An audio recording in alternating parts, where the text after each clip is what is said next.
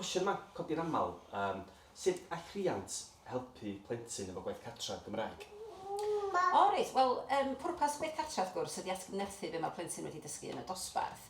A felly dyla bod gwaith cartra wedi cael ei osod ar lefel lle mae'r plentyn yn gallu gwneud o'n annibynnol ei hun. Ond pan dydy hynny ddim yn bosib, mae ysgolion, rhan fwyaf o ysgolion beth bynnag, yn cyfieithu y gwaith fel bod rhieni'n gallu helpu i'w plant ynde. A rhywbeth arall mae rhieni'n gallu gwneud ydy trawsieithu ynde, achos mi fydd rhai pethau mae plant yn gwneud yn dod adra, falle yn Saesneg, a wedyn mae'r plentyn hefyd yn gallu defnyddio hwnna i drafod efo rhiant, a dydy o ddim yn drwg o beth chwaith i'r rhiant holi plentyn i drafod, achos mae gorfod ail-osod a ail-gyflwyno gwybodaeth yn ymarfer ffantastig ar gyfer plant. A felly os di'r plentyn yn gorfod delio efo rhywbeth sydd yn Gymraeg, trosi hwnnw wedyn, heb i gyfieithu fo, ond trosi fo mewn ffordd sydd lle maen nhw'n gallu drafod o efo rhiant, mae hwnna wedyn yn fuddiol i'r plentyn hefyd.